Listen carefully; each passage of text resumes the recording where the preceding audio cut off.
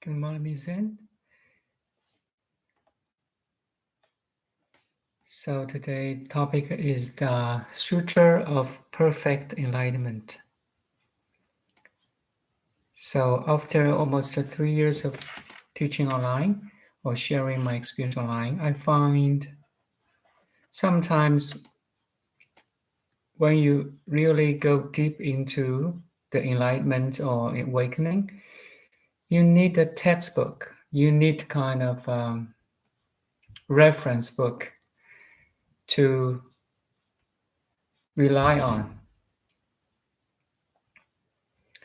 So it's better when you go deep into awakening. There's all the textbook or teaching or sharing are authentic. So sutras, all the Buddha's sutras are authentic teaching. So if there's 1,000 different sutras or books. So if you pick one that is really complete and short, so say there's a very complex and huge sutras, like 80,000 words. That's really huge. It takes at least 2 or 3 years to read that sutra. If you really focus on it, at least. So it's too long for layman. But if you try to find some textbook is complete and perfect and short, maybe the Heart Sutra is the best. Only more than 100, around 130 words. But it's too short, meaning each note or each word contains large quantity of information. It's too short. So between the Heart Sutra and Huayan Jing or Avatamsava Sutra, maybe the Sutra of Perfect Enlightenment is a good one. So it's more than 10,000 words, not too big, not too small. So today is only the introduction of the Sutra of the Perfect Enlightenment. Through my experience, through my extending, through my study, I found this one is really, really good. So let's see what's it about. So if you click the Wikipedia,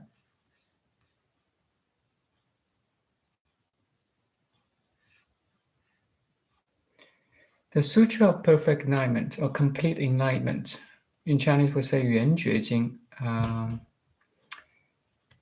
is a Mahayana Buddhist sutra highly esteemed by both Huayan and Zen school.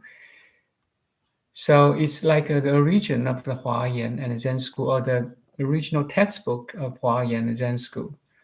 The earliest records are in Chinese and is believed to be of Chinese origin. Which country it is from doesn't matter actually. If you really dig into the essence of every sutra and you understand it, that's it. That's all.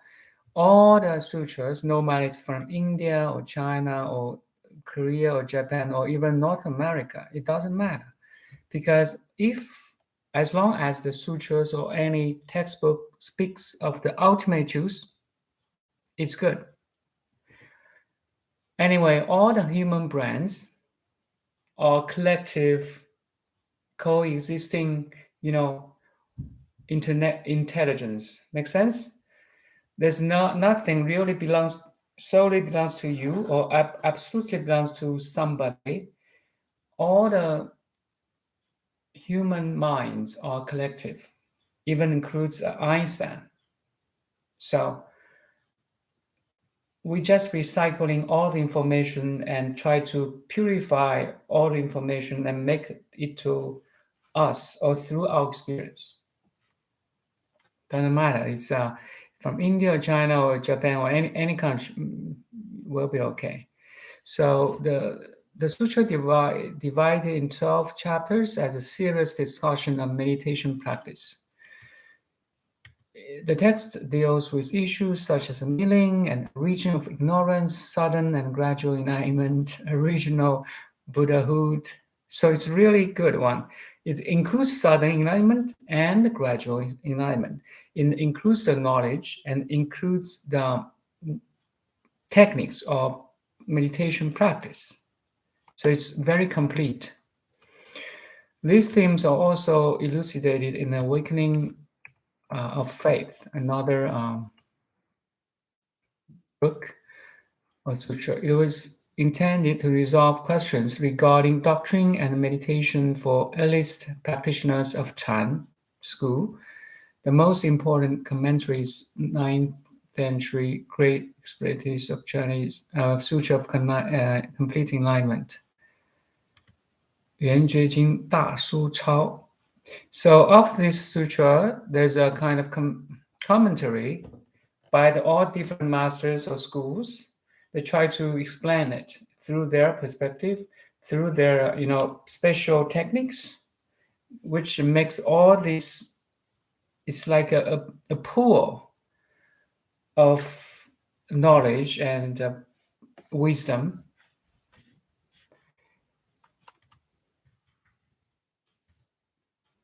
大方广圆觉修多罗了义经. So it's the great, popular, corrective, and expansive sutra on perfect enlightenment. Actually, I explained this 大方广圆觉修多罗了义经. I explained it. You can go back to my previous videos. History. The translation into Chinese is traditionally attributed to Buddha Trata, the Indo-Kashmir monk, otherwise unattested in history. About the translation, maybe I will spend some time. So, what we are reading now involves huge efforts of the prominent translators, especially from just maybe from 2 centuries to 8 centuries. This is a period, or maybe from 2 centuries to 6 centuries, is a period of translation. From Sanskrit to Chinese, it takes a lot of efforts. There's 4 prominent translators and the monks, also masters in the history of Buddhism or Chinese Buddhism, especially from translation from Sanskrit to Chinese. We really should appreciate their work. That's why we can read now, or at least I read some of them. So beautiful, and I feel grateful for all these translations. Maybe we'll spend some time to study a couple of them, the translators. Summary. The Sutra of Perfect Enlightenment is divided in 12 chapters, plus a short introduction section. The introduction section describes, the scene of sermon and list of major participants. The location. Pay attention here. The location is a state of deep meditative concentration, or we call samadhi. So the location is not physical location. Actually, quite makes sense now. It's like once you enter a deep meditation, you're entangled with something non-local. I felt that way. Well, actually, right now, we are connected with the Buddha, with the Buddha's mind, Buddha's body, and Buddha's heart. Now, the Sutra of Perfect Enlightenment is about Buddha's mind and heart.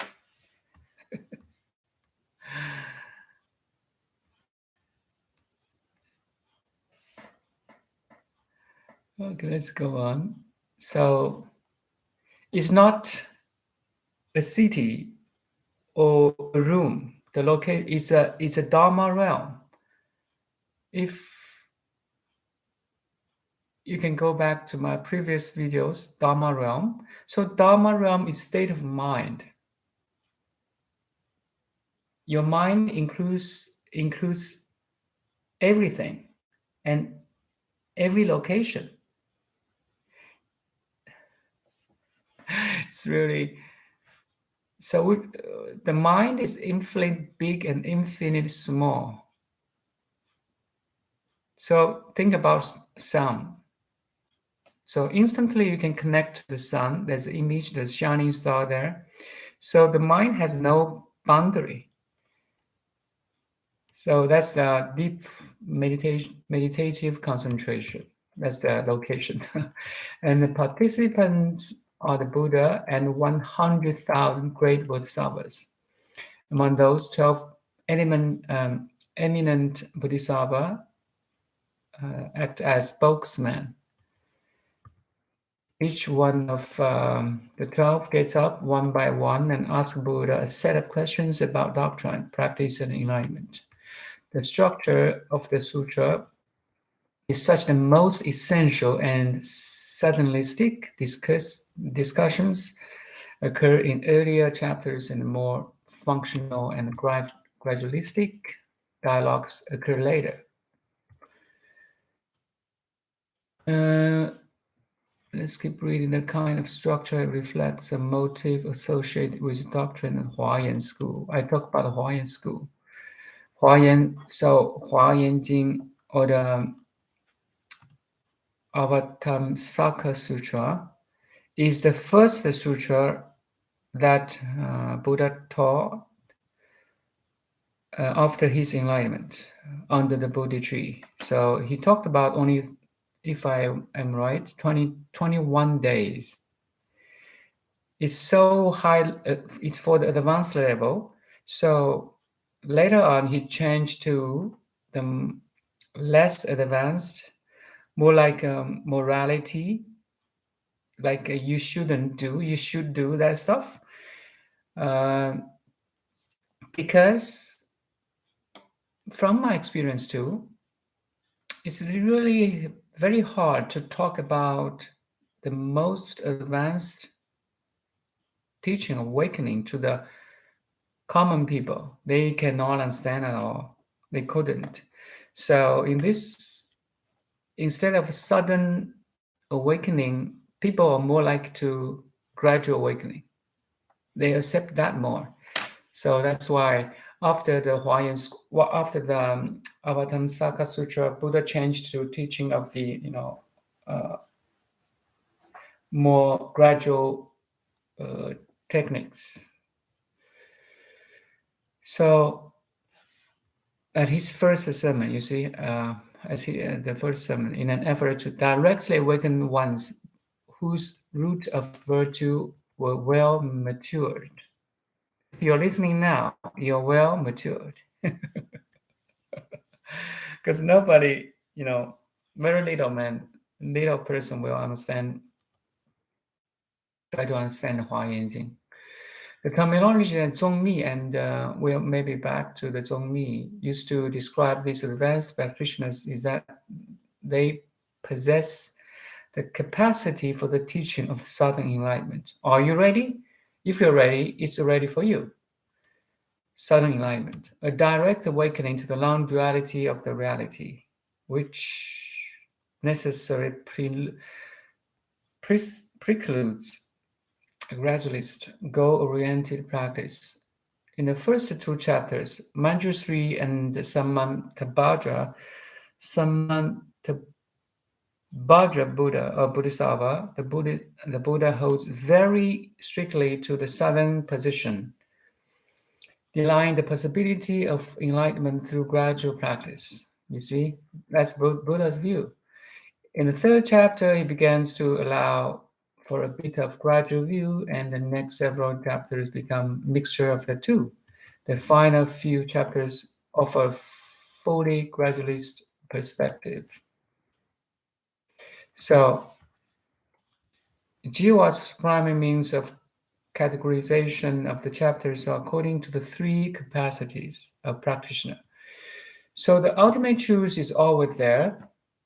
It depends, are you ready? Are you the practitioner of the superior, middling, or inferior? So the first three chapters are aimed at those of superior capacity. The next 7 for those of middling, and the final 2 for those of inferior capacity. That makes sense? However, the method of categorization does not necessarily mean that the later chapter become gradually easier to read and understand.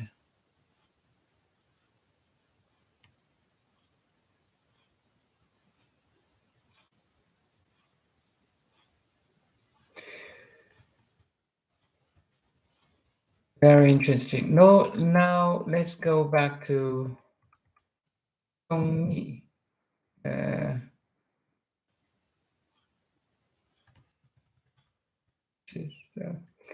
It's just above the contents. So above the contents, there's a Zongmi. That's the last word. So if you click the Zongmi, very interesting master. Guifeng Zongmi, you see 780 to 841, where is a Tang Dynasty Buddhist scholar. Actually, we talked about Zongmi in the previous videos. He was the 5th patriarch of the Huayan school and patriarch of the Heze school of Chan Buddhism or Zen Buddhism. Heze school, if you go Heze school, we know the 6th patriarch of Huineng, right? Of the lineage, Chan lineage. So Huineng has a couple of disciples. One of them is Shen Hui. So Heze school was short-lived school of Chinese Chan Buddhism during the Tang Dynasty by Heze Shen Hui. You see Heze Shen Hui. So Heze is a location, is a city, and Shen Hui is the master, is a disciple of 6th patriarch Huineng. So Heze Shen Hui, and who last patriarch was Guifeng Zongmi. So Guifeng Zongmi is the disciple of Heze Shen Hui. Heze Shen Hui was disciple of 6th patriarch Huineng. So you see the lineage is very important here, which means Zongmi is both the master is both master of Huayan school and Zen school.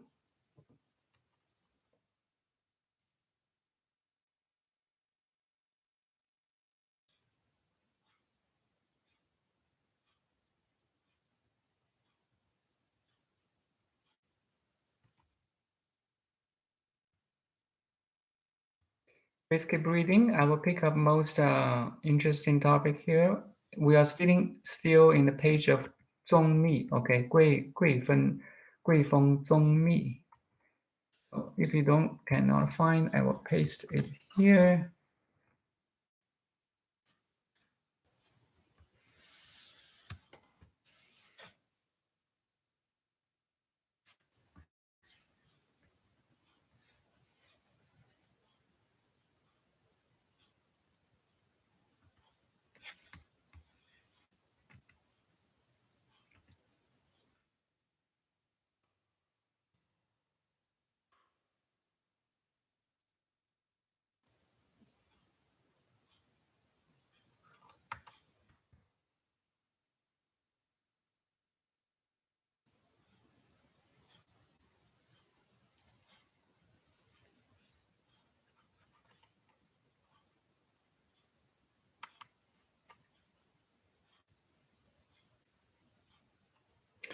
If you go to The contents, then you have Chan 1.2. Contents biography, then 1.2 is Chan. So at the age of 24, Zongmi met the Chan master Suizhou Daoyuan and trained in Chan for 2 or 3 years. In his autobiographical summary, he states it was the Sutra of the perfect enlightenment that led him to enlightenment.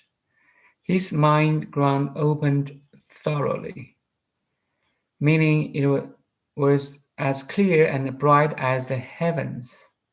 Zongmi's sudden awakening after reading only 2 or 3 pages of the scriptures had a profound impact on his subsequent scholarly career.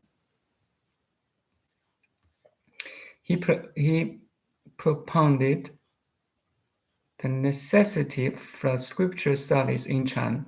I found it too, and was highly critical of what he saw as anti-nominalism of the Hangzhou school, derived out of Mazhu Daoyi. So Mazhu Daoyi is another disciple. Is the disciple of Nan Yue Huairang. I think I thought about it. I talked about it in the previous videos.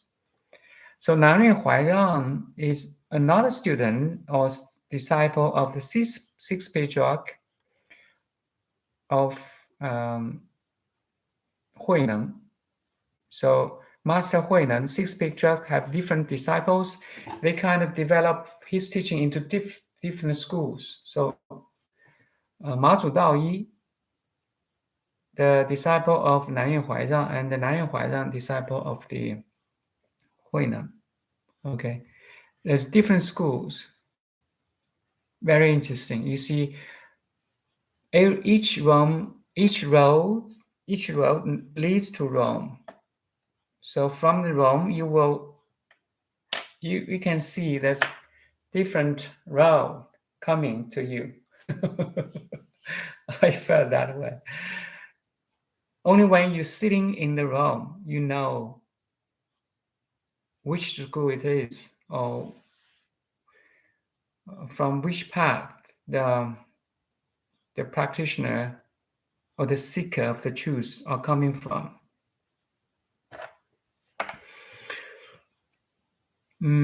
Chan. So you see that's why the Sutra of Perfect Enlightenment is so important.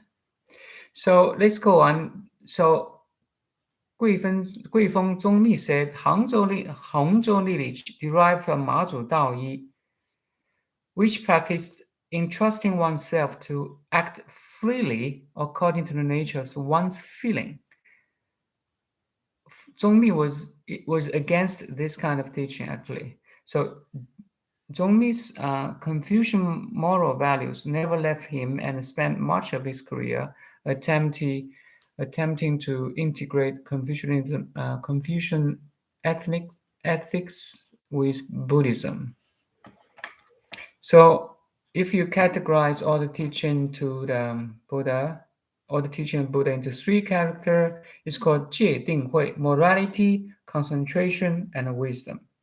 That's all. So maybe in Mazhu Daoyi school or in Hongzhou school, they ignore the morality too much. So Guifeng Zongmi's idea is that you should evolve or involve the morality teaching into Buddha's teaching. You should be a good person. You care for somebody. You love your colleagues or family members. That's the worldly, ethics we should,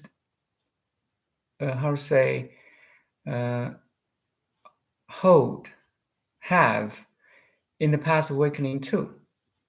It's the foundation. If you hate everybody, if you dislike here and there and this person and that person, very little chance for you to become enlightened. Actually, it makes sense.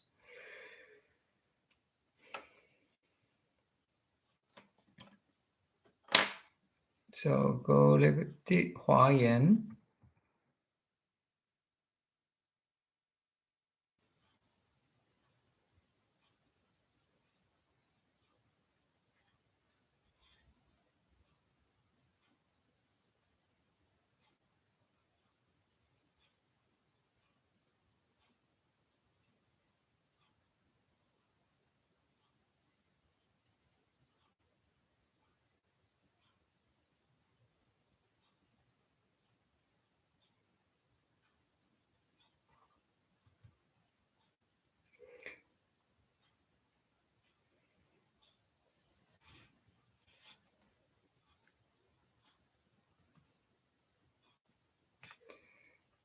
So the Sutra of Perfect Enlightenment and the Avantamsaka Sutra, they matches each other. If I say the Sutra of Perfect Enlightenment is a little short but complete, then Avatamsaka Sutra is long and complete. So both of these two sutras has great impact on Guifeng Zongmi.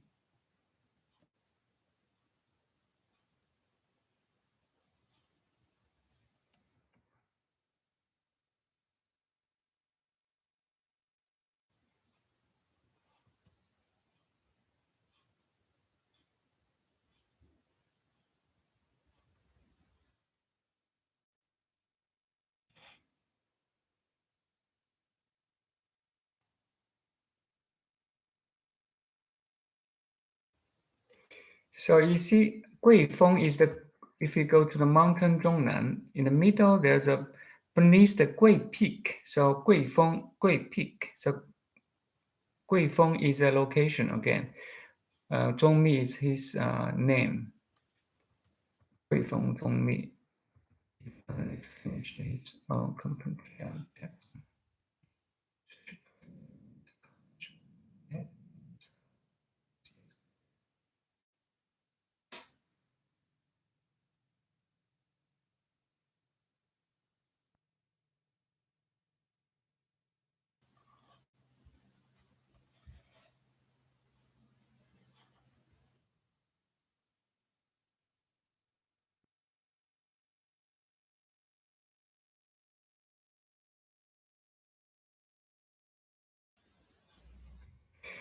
If you study the last years, if you go to last years of very interesting. You see,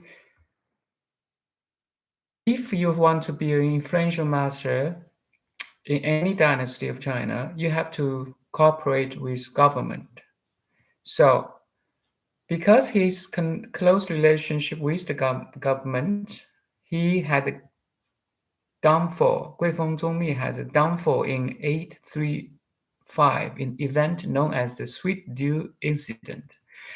A high official and friend Zongmi Li Xun, in connivance with Emperor Wenzong of the Tang and his general Zheng Zhu,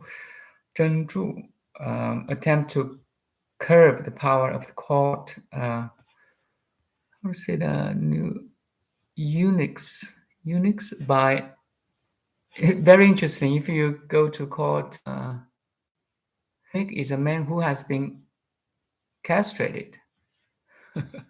Very unique in Chinese history. So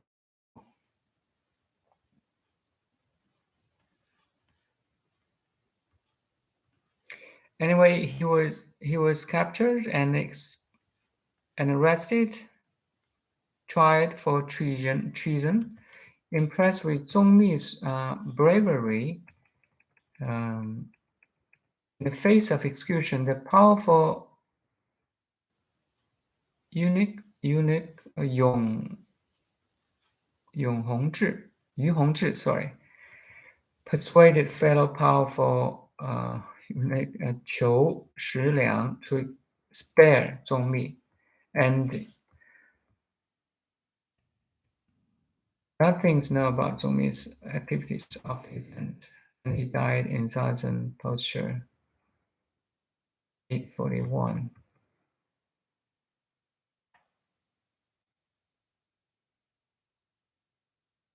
Samadhi Prajna Dhyana Master.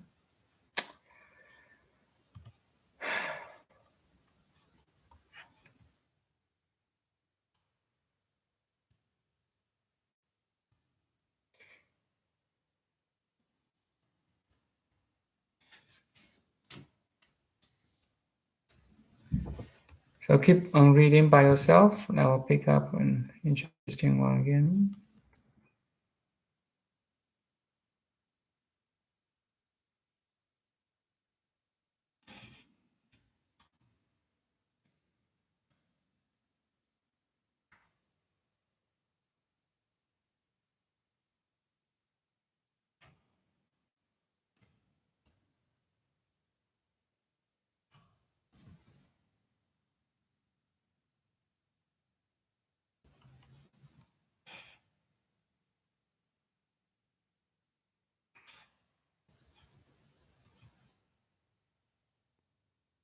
So if you go to the sudden and gradual enlightenment, in the middle, although the sudden teaching reveals the truth directly and results in a sudden understanding that all beings are Buddha. In the Sutra of Perfect Enlightenment, it claims that all beings are Buddhas. You are Buddha right now. So not every sutra has this claim, have this statement. Only 2 sutras have this statement that all beings are Buddha. One is the Sutra of Perfect Enlightenment, and another one is the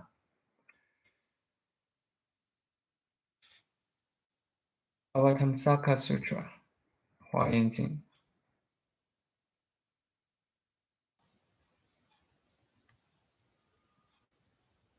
You have already your Buddha nature right now at this moment. The only thing is, do you know or you don't?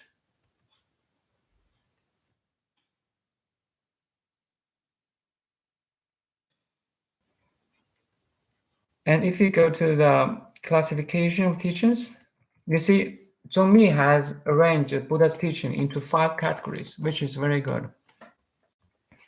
The teaching of the man God, the teaching of the Hinayana, a small vehicle, the teaching of Mahayana on phenomenal appearances, the teaching of the Mahayana on destroying the appearances, and the teaching of the Ekayāna that reveals the nature.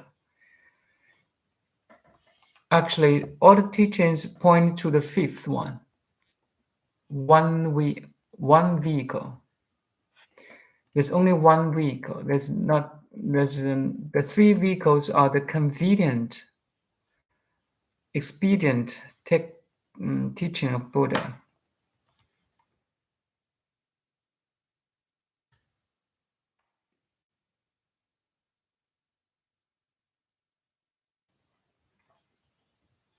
It's the supreme teaching.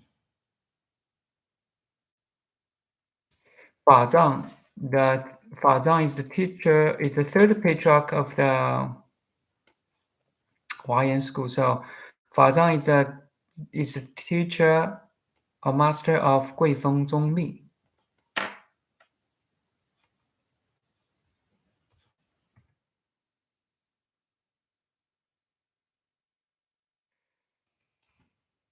Zongmi's analysis of the 5 different types of Chan, so beautiful. You know, from master's perspective, he viewed how he perceives things more clearly, completely.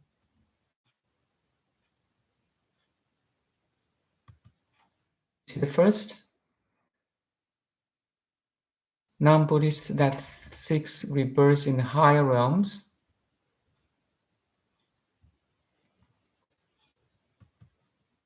So the second, cause and effect.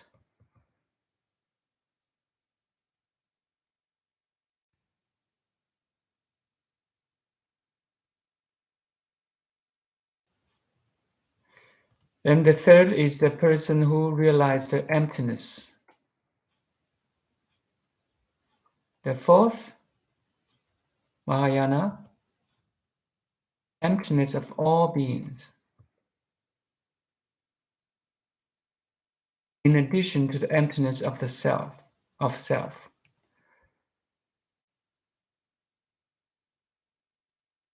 So the first four types of Chan all involves the progressive mastery of the hierarchical sequence of the meditative stage, and therefore gradual.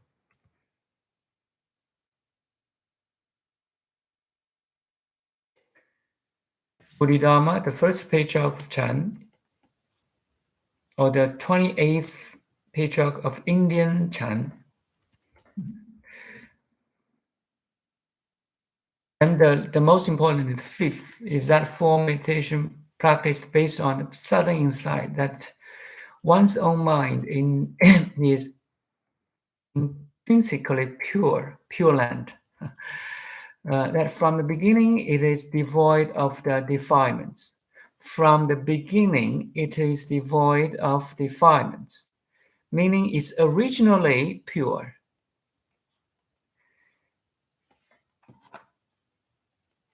You don't think it's pure because of the defiled mind, defiled, limited, personalized mind.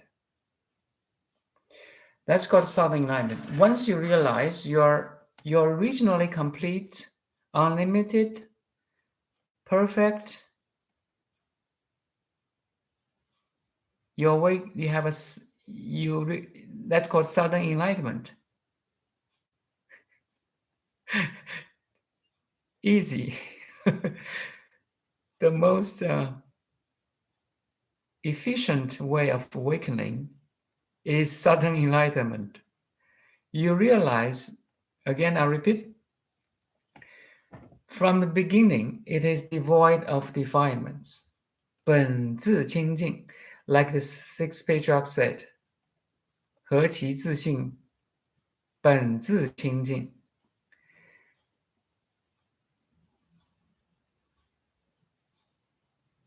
You are originally pure. You're originally complete. You're originally perfect. You are originally unconditioned. You're originally inconditionable. You cannot be conditionally. You cannot be conditioned originally. You don't practice to be pure. You are originally pure. That's called Southern Enlightenment. You don't meditate to be pure. You are originally pure. You're meditating because you try to stop the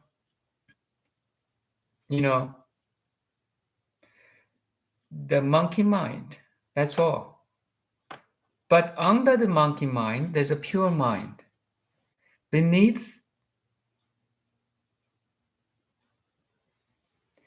the ever-thinking mind, there's a never-thinking awareness.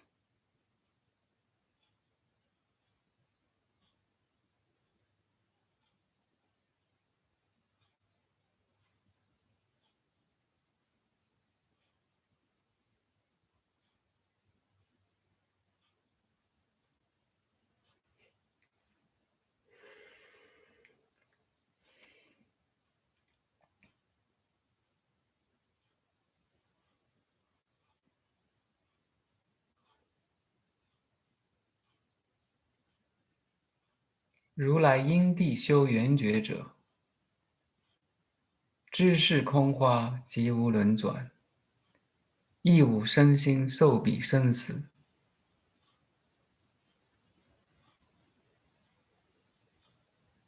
非作故无，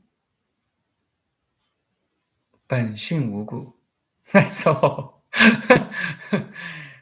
So I just recite some most key important phrase from Sutra of Perfect Enlightenment.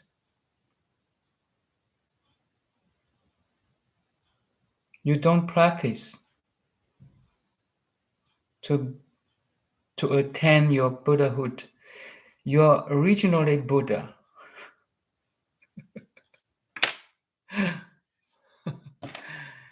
So interesting.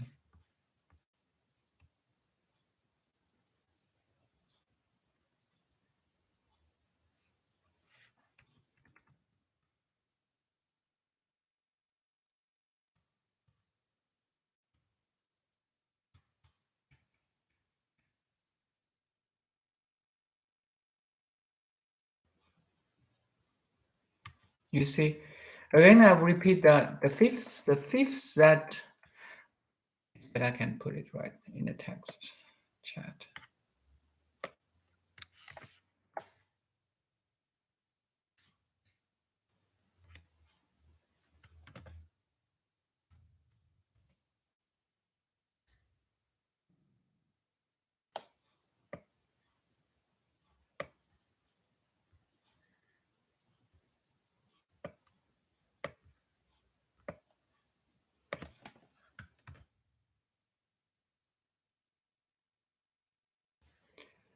Anyway, oh sorry, they have some limitation on their numbers of the words. So we're still on page of the 贵风 Zongmi. If you go back to the contents again, it's 2 philosophy, then 2.3.2. So Zongmi's analysis of the 5 different types of Chan, so beautiful. The fifth is that the form of meditation practice based on sudden insight that one's own mind is intrinsically pure, that from the beginning is devoid of the defilements. From the beginning. Actually, this is not talking about time. It's before time. So it's timeless. But as a word, we have to use like from the beginning, it's beginningless. There's no beginning, okay? It's always now. Always now, it's only now. So from the beginning, it's devoid of defilements. You're pure originally. The Buddha originally, that originally is fully endowed with the nature of untainted wisdom. So wisdom is the application of your Buddhahood, and it's the two sides of the one coin. A total understanding, a complete, perfect understanding of the phenomenal world, of the Dharma Realm. That this mind is the Buddha. Your mind is Buddha, and Buddha is your mind. That's the 马祖道一，即心即佛，马祖道一。Okay. The disciple of 南岳怀让. 南岳怀让 is the disciple of Sixth Patriarch 慧能. 马祖道一 so the Zen teaching is so simple, becomes just 4 letters, 4 characters. 即心即佛. Your mind is Buddha. The Buddha is your mind. Outside of mind, there's no Buddha. And Buddha is not outside of your mind. Affirmation and negation. Which one you choose? Your mind is Buddha. Affirmation. Out of mind, there's no Buddha. Negation. Same thing. The limitedness of the language comes to this point. 言语道断，心行处灭. That's it.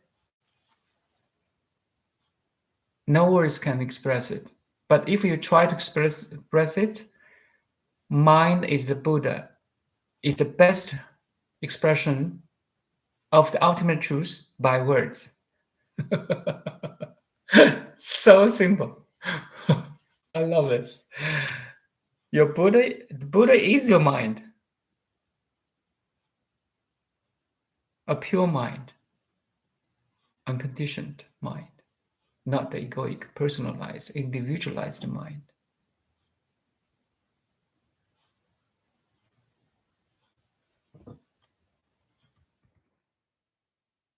And that ultimately there's no difference between them.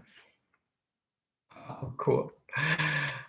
Analysis of mind. Zongmi saw enlightenment and its opposite delusion as 10 reciprocal steps that are not so much separate processes, but parallel processing moving in opposite directions. I agree. Zongmi follows the one vehicle interpretation of Yogacara. 唯识宗, okay, Yogacara, analysis of 8 consciousness, so beautiful. You see, Zongmi's study or understanding is so complete. It includes the Yogacara of 8 consciousness that's found in the Nankavatara Sutra, and awakening of the faith in the Mahayana Buddhism. Mahayana. The real mind is the true nature which is revealed at the moment of awakening. Before this awakening, true mind is deluded by thoughts and one visions.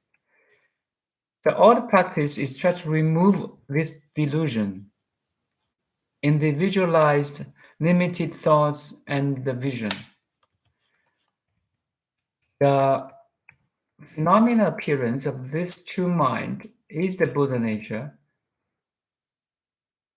So while we can talking and listening is the application of your Buddha nature.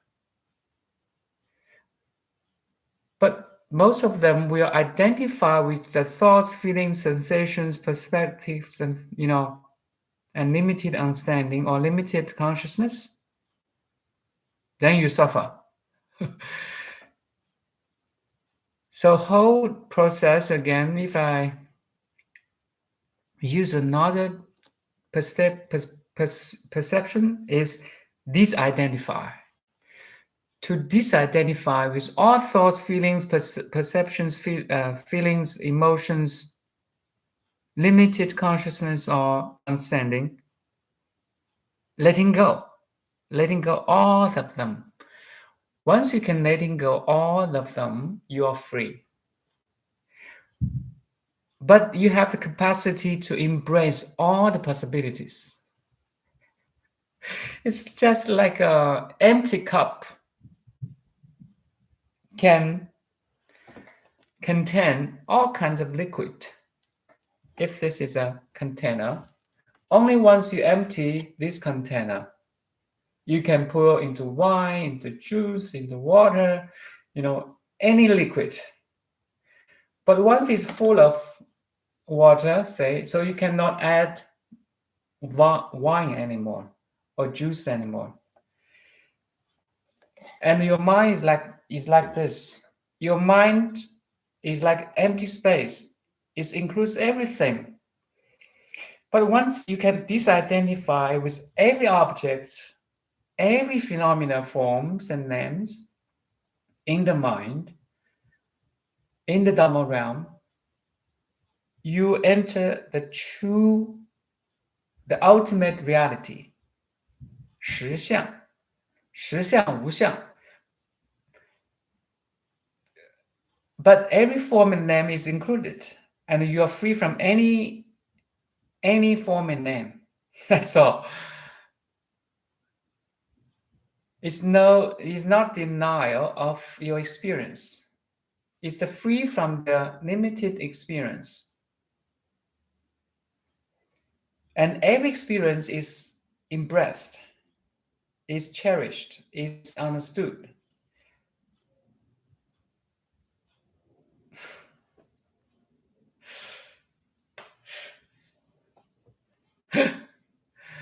Guifeng Zongmi, I really love you.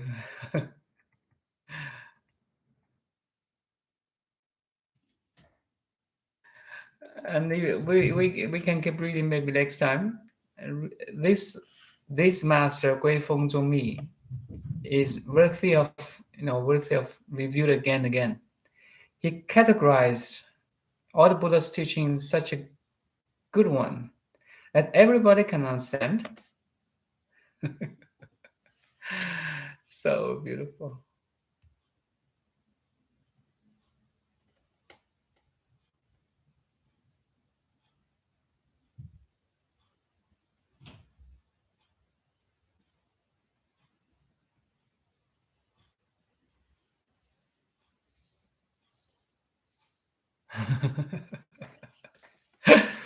So, okay, thank you, Misan. Just maybe a last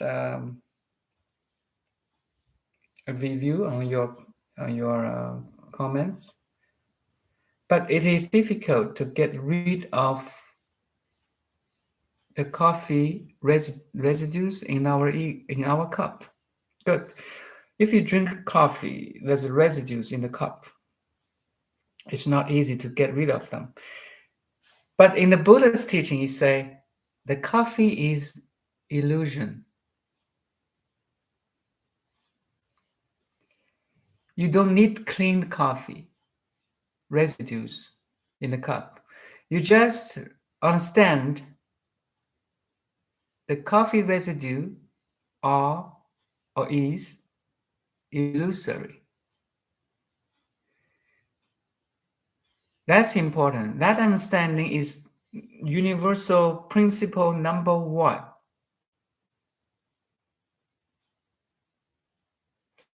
It's just like in the traditional teaching Buddha room.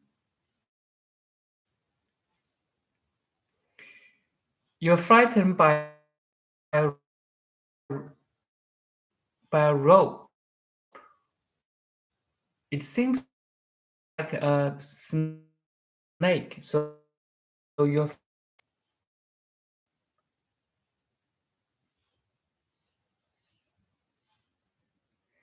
then that terrible feelings is gone. Make sense? So in the same way, all the feeling world is illusory.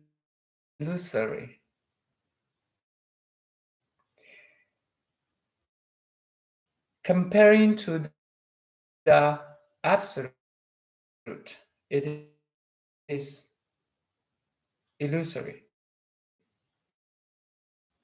That is a fake snake. If I still use that analogy, the residue of the coffee is still there. You don't need to clean it. You just understand it's empty. It's illusion. It's illusory. You got it, Misan?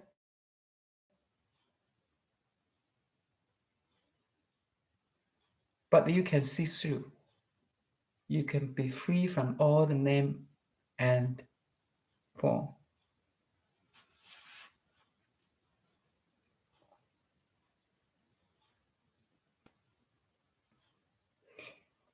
You are in the world. The world won't disappear. But you are not of this world. You really understand that. What does it mean?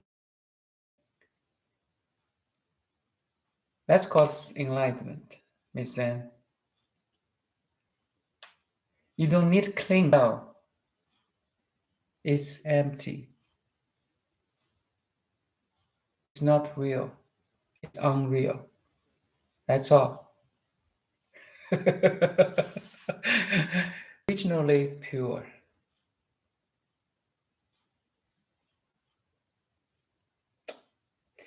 You are a cup.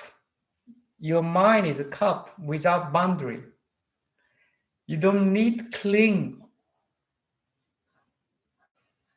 on objects in the liquids, no matter what it is, the contents of the cup. You don't need cling it. You know it's empty. That's all. You know it's unreal. And thanks for your question.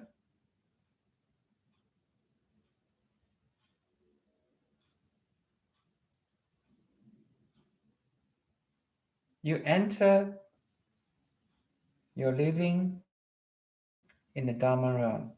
You enjoy the phenomena world, but you know you're free, you're original free from all the experience and phenomenon.